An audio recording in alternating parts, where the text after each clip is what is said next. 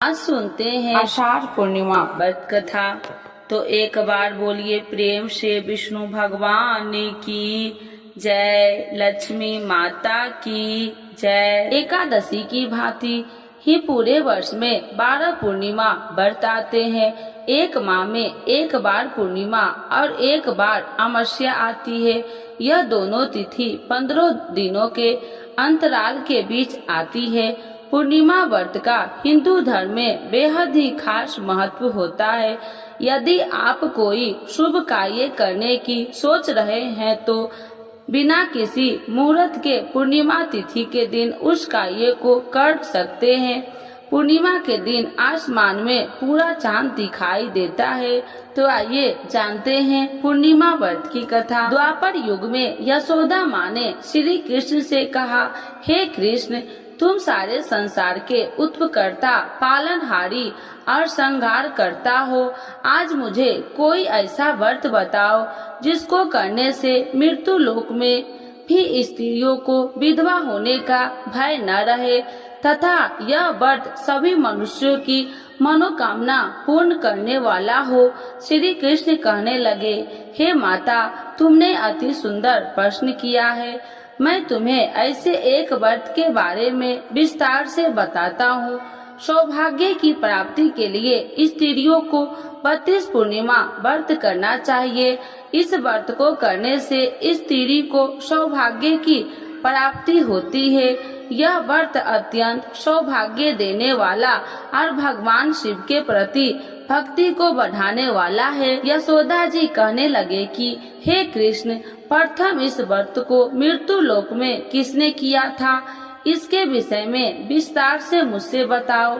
श्री कृष्ण कहने लगे कि इस भूमंडल पर अनेक प्रकार के रत्नों से परिपूर्ण कार्तिका नाम की एक नगरी थी। वहाँ चंद्रहास नामक राजा राज्य करता था। उसी नगर में धनेश्वर नाम का एक ब्राह्मण था और उसकी स्त्री अति सुशीला रूपवती थी। दोनों ही उस नगर में बड़े प्रेम से रहते थे। घर में धन्य धान्य आदि की कोई कमी नहीं थी, परंतु उनको बहुत बड़ा दुख था कि उनकी कोई संतान नहीं है। एक समय एक बड़ा योगी उस नगर में आया। वह योगी उस ब्राह्मण के घर को छोड़कर अन्य सभी घरों से भिक्षा लेकर भोजन किया करता था। रूपवती से कभी भिक्षा नहीं लेता था। एक दिन वह योगी रूपवती से भिक्षा न लेकर किसी अन्य घरों से भिक्षा लेकर गंगा किनारे जाकर भिक्षण को प्रेम पूर्वक ग्रहण करने लगा कि धनेश्वर ने योगी का यह सब कार्य देख लिया। अपनी भिक्षा के अनादर से दुखी होकर धनेश्वर योगी से बोला, हे महात्मा, आप सब घरों से भिक्षा लेते हैं, परंतु आप मेरे घर की भिक्षा कभी नहीं लेते। इसका क्या कारण है? योगी ने कहा, निसंतान के घरों की भिख पतितों के अत्र के तुल्य होता है और जो पतितों का अत्र खाता है वह भी पतित हो जाता है। क्योंकि तुम निसंतान हो, इसीलिए पतित हो जाने का भय से मैं तुम्हारे घर की भिक्षा नहीं लेता। धनेश्वर योगी यह बात सुनकर बहुत दुखी हुआ और हाथ जोड़कर योगी के पैरों में गिर गया और कहने लगा, हे महाराज, यदि ऐसा है तो आप पुत्र प्राप्ति का उपाय बतलाइए। आप सर्वज्ञानी है, मुझ पर कृपा कीजिए। हे भगवान, मेरे घर में धन की कोई कमी नहीं है, परंतु मैं पुत्र न होने का कारण अत्यंत दुखी हो। आप मेरे इस दुख का हरण करें, सामर्थ्यवान है। यह सुनकर योगी कहने लगे, हे ब्राह्मण, तुम चंडी की आराधना करो। घर आकर उसने अपनी पत्नी से सब बात कह और स्वयं तप करने के लिए वन में चला गया। वन में जाकर उसने चंडी की उपासना की और उपवास किए। चंडी ने 16वें दिन उसको स्वप्न में दर्शन दिया और कहा, हे धनेश्वर, जा, तेरे घर पुत्र होगा, परंतु वह 16 वर्ष की आयु में ही मृत्यु को प्राप्त हो जाएगा। यदि तुम दोनों पति पत्नी 32 पूर्णमासियों का व्रत विधि पूर्वक करेगो तो यह दीर्घायु हो जाएगा। जितनी तुम्हारी सामर्थ्य हो आटे के दिए बनाकर शिव जी भगवान का पूजन करना, परंतु पूर्णमासी के व्रत 32 होने चाहिए। प्रातः काल होने पर इस स्थान के समीप तुम्हें आम का वृक्ष दिखाई देगा। उस पर चढ़कर तुम एक फल तोड़कर शीघ्र ही अपने घर चले जाना और अपनी पत्नी से सब बात कहना। ऋतु स्नान के पश्चात वह स्वच्छ होकर श्री शंकर भगवान का ध्यान करके उस फल को खा लेगी। शंकर भगवान की कृपा से उसको गर्भ हो जाएगा। जब वह ब्राह्मण प्रातः काल उठा तो उसने एक स्थान के पास ही आम का वृक्ष देखा, जिस पर एक अत्यंत सुंदर आम का फल लगा हुआ था। उस ब्राह्मण ने उस आम के वृक्ष पर चढ़कर फल को तोड़ने की प्रयत्न किया, परंतु वृक्ष पर कई बार प्रयत्न करने पर भी वह चढ़ नहीं पाया। तब उस ब्राह्मण को बहुत चिंता हुई। तब विघ्न विनाशक श्री गणेश भगवान की वंदना करने लगा। हे दया निधान, अपने भक्तों के विघ्नों का नाश करने के, उनके मंगल कार्यों को करने वाले, दुष्टों का नाश करने वाले, रिद्धि सिद्धि प्रदान करने वाले, आप मुझ पर कृपा करके इतना बल दे कि मैं अपने मनोरथ को पूरा कर सकूं।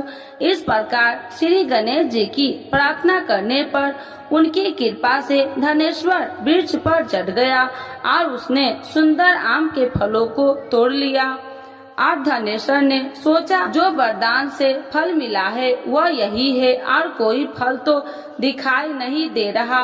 उस धनेश्वर ब्राह्मण ने जल्दी से घर जाकर अपनी पत्नी को वह फल दे दिया और उसकी पत्नी ने अपने पति के कहे अनुसार उस फल को खा लिया और वह गर्भवती हो गई।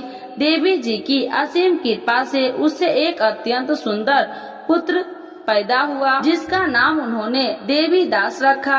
माता पिता के हर्ष और शोक के साथ वह बालक शुक्ल पक्ष की चंद्रमा के भांति वह बालक अपने पिता के घर में बड़ा होने लगा। भवानी की कृपा से वह बालक बहुत ही सुंदर, सुशील, विद्या पढ़ने में बहुत ही निपुण हो गया। दुर्गा जी की आज्ञा अनुसार उसकी माता 32 पूर्णमासी का व्रत रखना आरंभ कर दिया, जिससे उसका पुत्र बड़ी आयु वाला हो जाए। 16 वर्ष लगते ही देवी दास के माता पिता को बड़ी चिंता हो गई कि कहीं उनके पुत्र की इस वर्ष मृत्यु न हो जाए। इसीलिए उन्होंने अपने मन में विचार किया कि यदि यह दुर्घटना उनके सामने हो गई तो वह कैसे सहन करेंगे। इसीलिए उन्होंने देवी दास के मामा को बुलाया और कहा, हमारी एक बहुत बड़ी इच्छा है कि देवी दास 1 वर्ष तक काशी में जाकर विद्या अध्ययन करे और उसको अकेला भी कभी नहीं छोड़ना चाहिए। इसीलिए साथ में तुम चले जाओ और 1 वर्ष के पश्चात इसको वापस ले आना। सब प्रबंध करके उसके माता पिता ने काशी जाने के लिए देवी दास को एक घोड़े पर बैठाकर उसके मामा के साथ भेज दिया, परंतु यह बात उसके मामा या किसी और से नहीं बताई। धनेश्वर तथा उसकी पत्नी ने अपने पुत्र की मंगल कामना दीर्घायु के लिए भगवती दुर्गा की आराधना और पूर्णमासियों का व्रत करना आरंभ कर दिया। इस प्रकार बराबर 32 पूर्णमासी के व्रत को उन्होंने पूरा किया। कुछ समय पश्चात एक दिन वह मामा और भांजा मार्ग में रात में बिताने के लिए किसी गांव में ठहरे हुए थे। उस दिन उस गांव में ब्राह्मण की अत्यंत सुंदर, सुशीला और गुणवती कन्या का विवाह होने वाला था। जिस धर्मशाला के अंदर वर और उसकी बारात ठहरी थी, उसी धर्मशाला में देवी दास और उसके मामा भी ठहरे हुए थे। संयोगवश कन्या को तेल आदि चढ़ाकर मंडप आदि का कार्य किया गया तो लगन के समय वर को धनुवात हो गया। इसीलिए वर के पिता ने अपने कुटुंबियों से विमर्श करके निश्चय किया कि यह देवी दास मेरे पुत्र जैसा ही सुंदर है, मैं इसके साथ ही लगन करवा दूं और बाद में विवाह के अन्य कार्य मेरे लड़के के साथ ही हो जाएगा। ऐसा सोचकर देवी दास के मामा से जाकर बोला कि तुम थोड़ी देर के लिए अपना भांजा हमें दे दो, जिससे विवाह के लगन का सब कार्य सुचारू रूप से हो सके। तब देवी दास का मामा कहने लगा, जो कुछ भी वधु पक्ष की कन्या दान के समय वर को मिले वह सब हमें दे दिया जाए, तो मेरा भांजा इस बारात में दूल्हा बन जाएगा। यह बात वर के पिता ने स्वीकार कर लेने पर उसने अपना भांजा वर बनने के लिए भेज दिया और उसके साथ सब विवाह कार्य विधि पूर्वक संपन्न हो गए। पत्नी के साथ वह भोजन करने लगा तो अपने मन में सोचने लगा कि न जाने यह किसकी स्त्री होगी। वह एकांत में यही सोच सोचकर अपने कर्म श्वास छोड़ने लगा और उसकी आंखों से आंसू भी आ गए। तब लड़की ने पूछा, क्या बात है, आप इतने उदासीन व दुखी क्यों हो रहे हैं? तब उसने सब बात जेवर के पिता और उसके मामा के हुई थी लड़की को बता दी। तब कन्या कहने लगा कि यह ब्राह्मण विवाह के विपरीत कैसे हो सकता है? देव ब्राह्मण और अग्नि के सामने मैंने आपको ही अपना पति माना है, इसीलिए आप ही मेरे पति हैं। मैं आपकी ही पत्नी रहूंगी, अन्य किसी की कदापि नहीं। देवी दास ने कहा, ऐसा मत करिए, क्योंकि मेरी आयु बहुत कम है। मेरे पश्चात आपकी क्या गति होगी? इन बातों को अच्छी तरह विचार कर लो। परंतु वह दृढ़ विचार वाली कन्या थी। वह बोली, जो आपकी गति होगी वह मेरी गति होगी। स्वामी, आप उठिए और भोजन कीजिए, आप निश्चय ही भूखे होंगे। तब देवी दास और उसकी पत्नी ने भोजन किया तथा शेष रात्रि वह सोते रहे। प्रातः काल देवी दास ने अपनी पत्नी को 3 नागों से जड़ी हुई एक अंगूठी दे दी, एक रुमाल दिया और बोला, हे प्रिय, इसे लो और संकेत समझकर स्थिर चित हो जाओ। मेरा मरण और जीवन जानने के लिए एक पुष्ट वाटिका बना लो, उसमें सुगंधित वाली एक नववालिका लगाओ, उसको प्रतिदिन जल से सिंचा करो और आनंद के साथ खेलो कूदो और उत्सव मनाओ। जिस समय और जिस दिन मेरा मृत्यु होगा यह फूल सूख जाएगा और जब वह फिर से हरे हो जाएंगे तो समझ लेना मैं जीवित हूँ। यह बात निश्चय करके समझ लेना, उसने कोई भी संशय नहीं है। इतना कहकर देवी दास वहाँ से चला गया। प्रातः काल होते ही वहाँ पर गाजे बाजे बजने लगा और जिस समय विवाह कार्य समाप्त करने के लिए वर तथा सब बाराती मंडप में आए तो कन्या ने वर को भली प्रकार से देखकर अपने पिता से कहा, यह मेरा पति नहीं है, मेरा पति वही है जिसके साथ रात्रि में मेरा पानी ग्रहण हुआ था। इसके साथ मेरा विवाह नहीं हुआ। यदि वह वही पुरुष है तो बताइए कि मैंने इसको क्या दी। वधु पक्ष और कन्या पक्ष कन्यादान के समय जो आभूषण आदि दिए गए थे वो दिखाइए तथा रात में क्या गुप्त बातें मैंने इनसे कही वह सब सुनाइए। पिता ने उसके कहे अनुसार वर को बुलाया। कन्या की यह सब बातें सुनकर वह कहने लगे, मैं कुछ भी नहीं जानता। इसके पश्चात लज्जित होकर वह अपना सा मुंह बनाकर चला गया और सारी बात भी अपमानित होकर वहां से लौट गई। भगवान श्री कृष्ण बोले, हे माता, इस प्रकार देवीदास काशी विद्या अध्ययन के लिए चला गया। जब वह कुछ समय बीत गया तो काल से प्रेरित होकर एक सर्प रात्रि के समय उसको डसने के लिए वहां पर आया।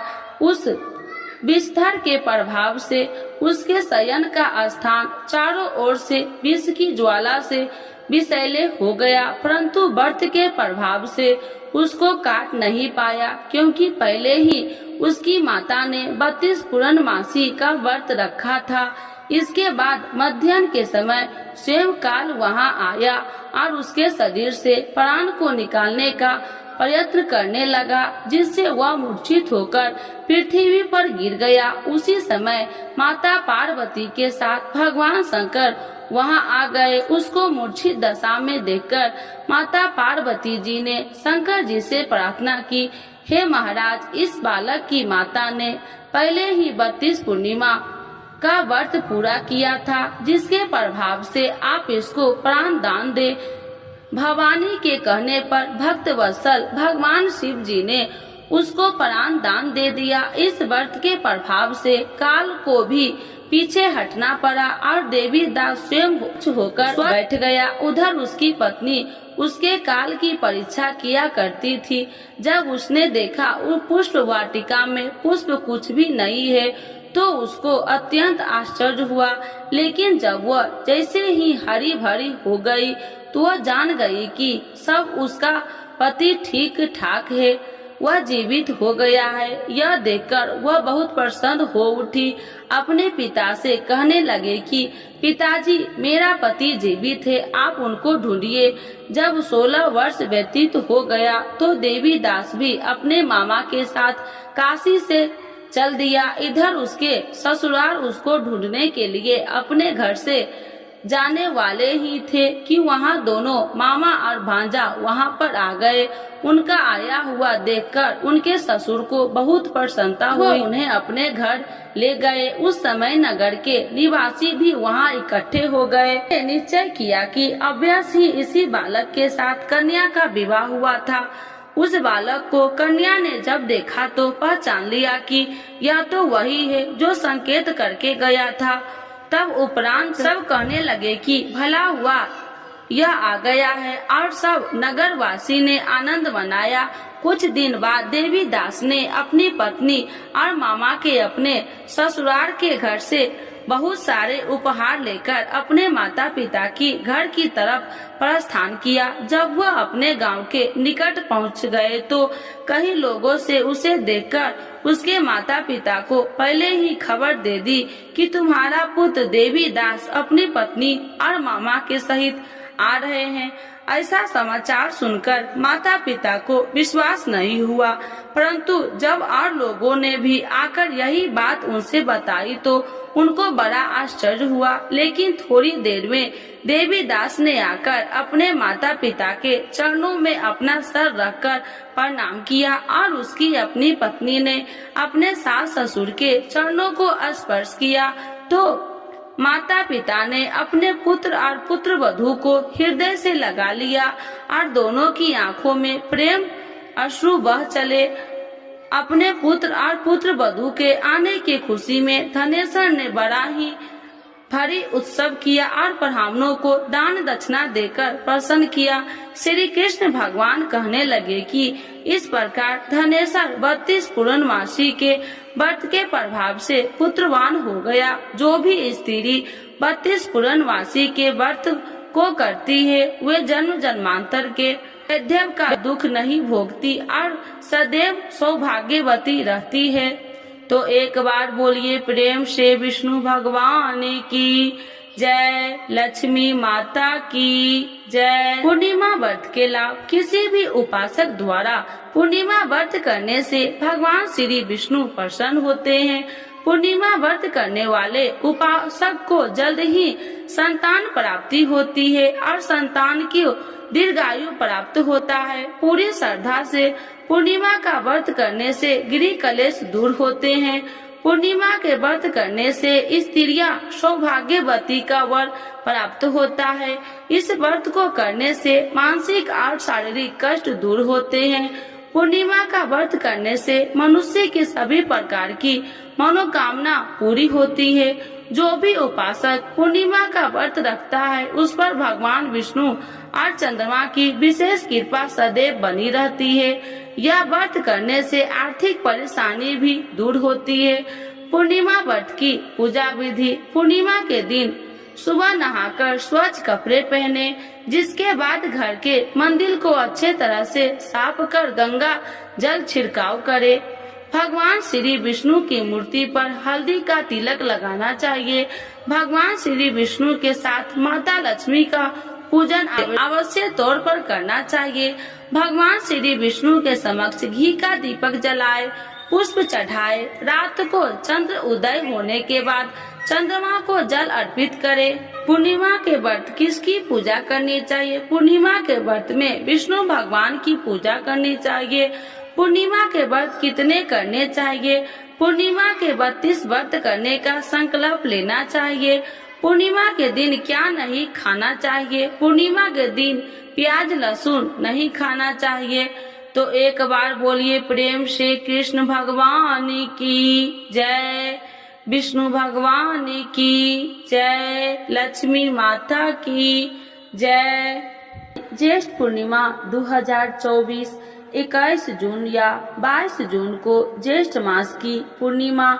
जानिए पूजा विधि और महत्व। पूर्णिमा पर लक्ष्मी नारायण व्रत करने का बहुत महत्व है। भगवान विष्णु की पूजा करने से सभी शारीरिक दुखों का नाश होता है और सुखों की प्राप्ति होती है।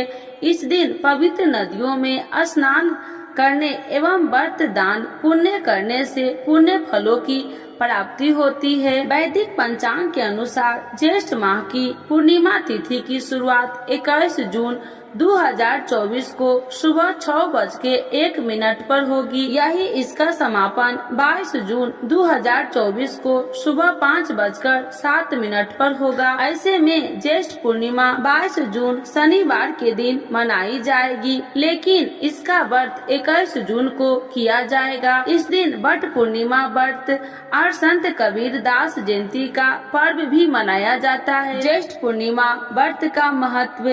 पूर्णिमा पर लक्ष्मी नारायण व्रत करने का बहुत महत्व है। भगवान विष्णु की पूजा करने से सभी शारीरिक दुखों का नाश होता है और सुखों की प्राप्ति होती है।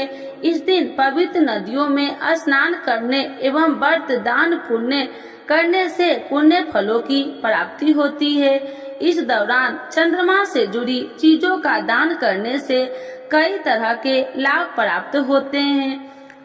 आप सफेद वस्त्र, शक्कर, चावल, दही या फिर चांदी का दान कर सकते हैं। माना जाता है कि इससे कुंडली में चंद्रमा की स्थिति मजबूत होती है और जीवन में सुख समृद्धि बनी रहती है। पूर्णिमा के दिन चंद्र देव अपनी पूर्ण कला से युक्त होते हैं। इसका प्रभाव सीधे व्यक्ति के मन और शरीर पर पड़ता है। इस दिन चंद्र पूजन से व्यक्ति की मानसिक और आर्थिक स्थिति ठीक होती है, क्योंकि ज्योतिष में चंद्रमा को द्रव्य और मन का कारक कहा गया है। पूर्णिमा व्रत की पूजा विधि। इस दिन सूर्योदय से पूर्व स्नान कर उगते हुए सूर्य को जल दे और इसके बाद भगवान लक्ष्मी नारायण के सामने हाथ में अक्षत, जल, पूजा की सुपारी और जल लेकर व्रत का संकल्प ले। पूजा के लिए पूर्व की ओर मुख कर बैठे जाए और एक चौकी पर लाल और पीला वस्त्र बिछा ले कर लक्ष्मी नारायण को आसन दे। पीला कपड़ा दाहिना और बिछाकर विष्णु जी को स्थापित करे और लाल कपड़ा बाएं ओर बिछाकर देवी लक्ष्मी को विराजित करे।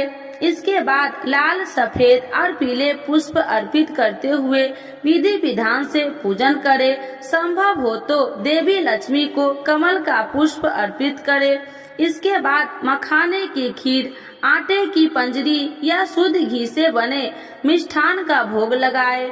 आरती के बाद लक्ष्मी नारायण व्रत की कथा श्रवण या वाचन करे।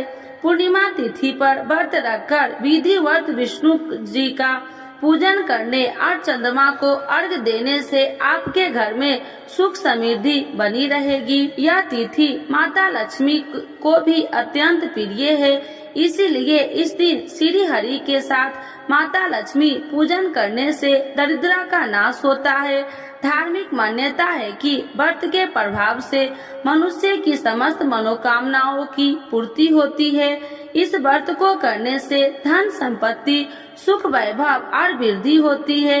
इस व्रत को गृहस्थ ही नहीं अविवाहितों को भी करना चाहिए। इससे उन्हें संयोग जीवन साथी की प्राप्ति होती है। तो एक बार बोलिए प्रेम से लक्ष्मी नारायण भगवान की जय। भगवान विष्णु एवं लक्ष्मी माता की चालीसा। यह चालीसा आप लोग जरूर सुने। सुनने मात्र से होती है धन्य धान्य में वृद्धि। तो एक बार बोलिए प्रेम से विष्णु भगवान की जय, लक्ष्मी माता की जय। श्री विष्णु चालीसा के पाठ से अच्छे पुण्य की होगी प्राप्ति, माँ लक्ष्मी भी होंगे प्रसन्न।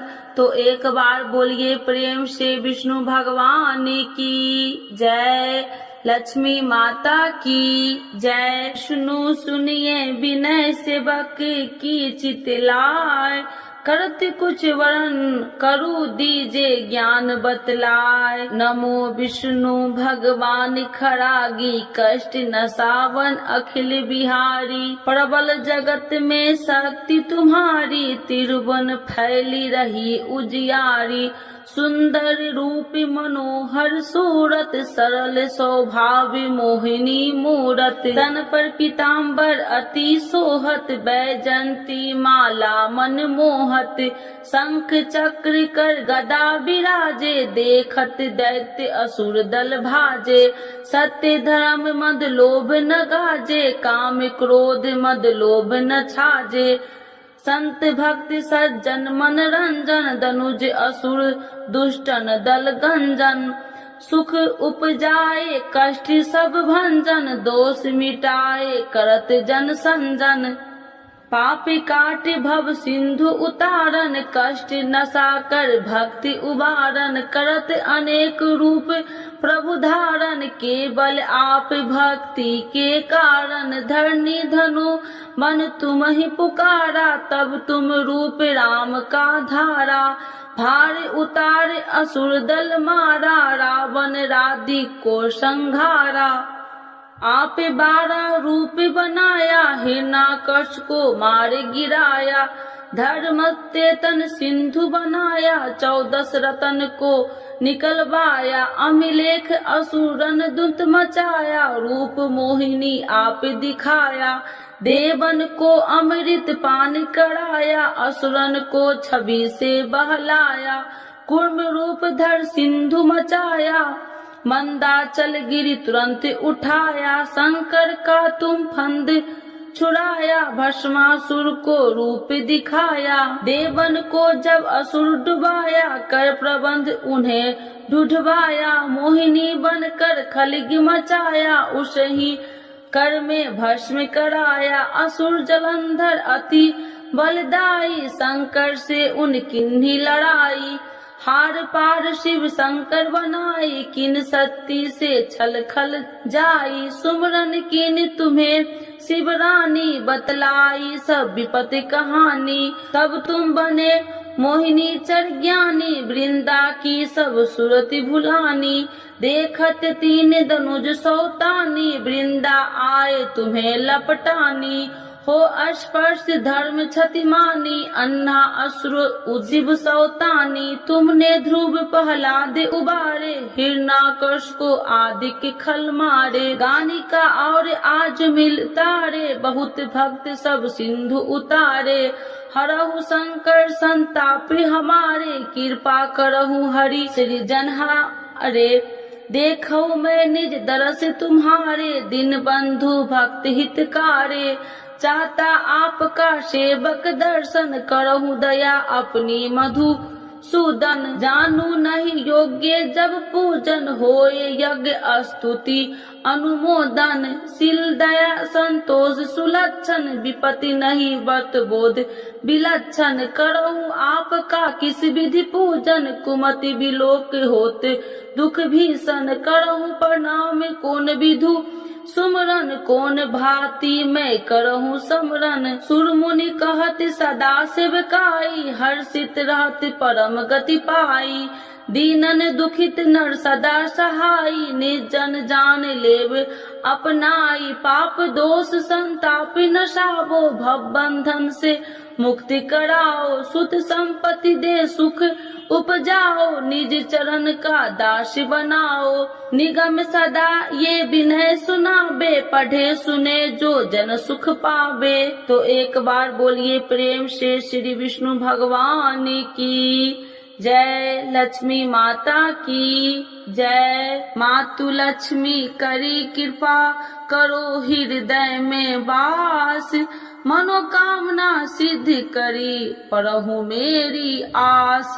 यही मोर अरदास, हाथ जोड़ विनती करूं, सब विधि करूं सुबास, जय जननी जगदम्बिका। सिंधु सुता में सुमरो तो ही, ज्ञान बुद्धि विद्या दो मोहि, तुम समान नहीं कोई उपकारी, सब विधि पढ़ू आश हमारी। जय जय जगत जननी जगदम्बा, सबकी तुम हो अवलंबा, तुम ही हो सब घट की वासी, विनती यही हमारी खासी। जग जननी जय सिंधु कुमारी, दीनन की तुम हो हितकारी, विनय नित्य तुम ही महारानी, कृपा करो जग जननी भवानी। यही विधि स्तुति करो तिहारी, शुद्धि लीजे अपराध विसारी, कृपा दृष्टि चित वो मम मोरी, जग जननी बिनती सुन मोरी। ज्ञान बुद्धि जय सुख की दाता, संकट हरो हमारी माता।